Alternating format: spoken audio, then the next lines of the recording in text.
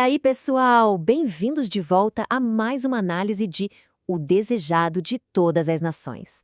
Hoje a gente vai mergulhar na história de uma figura-chave que preparou o caminho para o Messias. É isso aí, Dani. Hoje vamos falar de João Batista, a voz que clamou no deserto, uma figura que literalmente abalou as estruturas de uma nação inteira.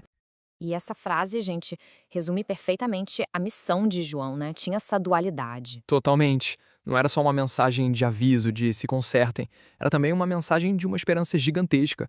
Pensa só, o povo vivendo sob opressão, cheio de incerteza. E de repente surge essa voz que, ao mesmo tempo que era dura, severa, também trazia uma promessa incrível. Foi isso que mexeu com todo mundo. Exato. E o começo dessa história já mostra um contraste bem interessante.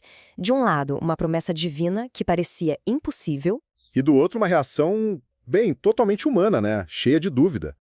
Vamos visualizar a cena para entender o peso do que aconteceu. Onde a gente está, Elisa? A gente está no lugar mais sagrado de Jerusalém, o templo. E o nosso personagem é Zacarias, um sacerdote já idoso, um cara super justo. E ele está vivendo o momento mais importante da sua vida religiosa, oferecendo incenso no lugar santo, o ponto alto da carreira dele. E é exatamente aí, nesse clímax, que um anjo do Senhor aparece. A atmosfera devia ser de um espanto e uma reverência absurdos. E a promessa que esse anjo traz desafiava qualquer lógica, né? Totalmente. Um filho para um casal que já tinha passado da idade, que já tinha perdido as esperanças, e não era um filho qualquer. A promessa era de que ele seria grande, cheio do Espírito Santo. E com a missão gigantesca de preparar o povo para a chegada do Senhor. Era muita coisa para processar. E é aqui que o contraste fica muito claro. De um lado, a gente tem a dúvida de Zacarias, que é super compreensível. Ele olha para a realidade e pensa, como assim? Eu sou velho, minha mulher também. Ele está preso na lógica humana. E do outro lado, a gente vê a fé de Maria, que é de uma simplicidade e uma força impressionantes. Ela só diz, compra-se em mim. É um retrato perfeito dessa tensão que existe entre a nossa razão e a confiança no divino. E a consequência da dúvida dele foi imediata. O silêncio. Ele fica mudo. Mas o interessante aqui não é pensar nisso só como um castigo, e sim como um sinal. Um sinal muito poderoso. A voz dele só voltaria quando a palavra de Deus, aquela promessa, se tornasse realidade. E com o nascimento milagroso de João, a história entra numa segunda fase. Agora a gente vai ver a preparação super rigorosa dele para essa missão que ia mudar tudo. É a forja do herói, praticamente. E um ponto fundamental para a gente entender o João é que ele foi dedicado a Deus como nazireu desde o nascimento. Exato, não foi uma escolha que ele fez depois. Foi um chamado que definiu a vida inteira dele, desde o primeiro suspiro. Isso mudou completamente quem ele era. E o lugar dessa preparação toda foi o deserto. Mas olha que interessante, não era uma fuga da sociedade. Era um verdadeiro campo de treinamento. Um treinamento intensivo. Cada detalhe da vida dele, a comida, a roupa simples, a disciplina rígida, tudo isso fazia parte de um processo para construir uma força espiritual que nada pudesse abalar. Exato. Longe das distrações e principalmente da corrupção do mundo daquela época, ele foi educado pela natureza e por Deus, não nas escolas dos rabinos. E aí, depois de anos e anos nessa preparação intensa, chegou a hora. João finalmente sai do deserto. E a mensagem dele cai como um raio sobre a nação. Foi algo que eletrizou todo mundo, pegou geral de surpresa. E a mensagem era essa aí, simples, direta e absurdamente poderosa. Pensa bem, naquela época, o que dominava eram as discussões políticas com Roma, os debates religiosos super complexos, e aí vem João com essa frase que corta todo esse ruído. Não era sobre rituais, não era sobre poder, era sobre uma transformação interna, pessoal. E urgente. E quem foi que parou para ouvir essa mensagem?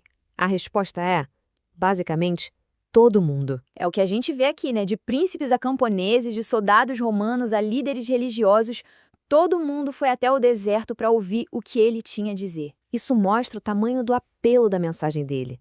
Tocava numa necessidade profunda que existia em todas as camadas da sociedade. Ninguém ficou indiferente.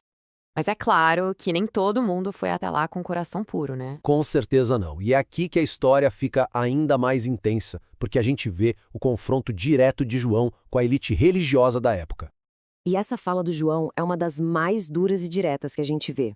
Ele olha na cara dos fariseus e escribas, a nata da religião, e ele não vê piedade nenhuma. Ele enxerga através da fachada, da hipocrisia deles. Eles estavam ali só para manter as aparências, para serem vistos. E João simplesmente expõe isso, sem dó nem piedade.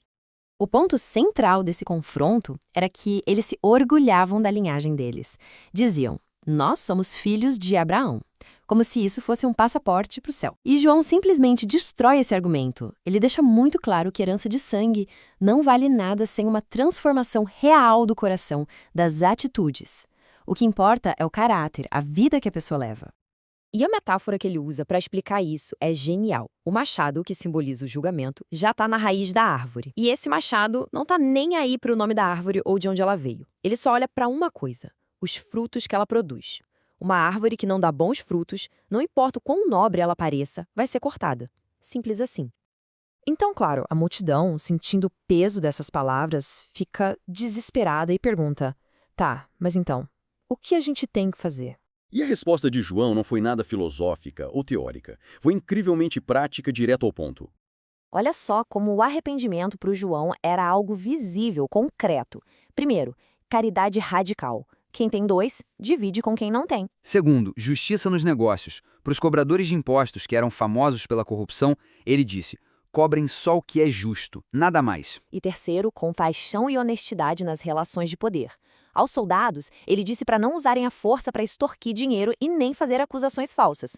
Ou seja, arrependimento não era um sentimento, era ação. Exato. Era transformar a fé em atitudes que melhoravam a vida do próximo. Isso é o que ele chamava de frutos dignos de arrependimento.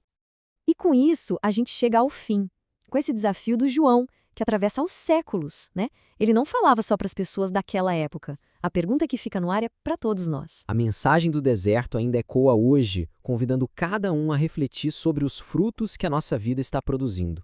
É uma provocação poderosa para a gente terminar essa análise. Bom, pessoal, chegamos ao fim de mais uma análise. Obrigadão por terem ficado com a gente nessa jornada. Lembre-se que esse é só um resumão. O material completo está esperando por vocês. Até a próxima. Valeu, gente. Até a próxima. Se esse resumo do capítulo de hoje facilitou sua vida, que tal nos ajudar a continuar? O link do nosso Apoia-se está aqui na descrição.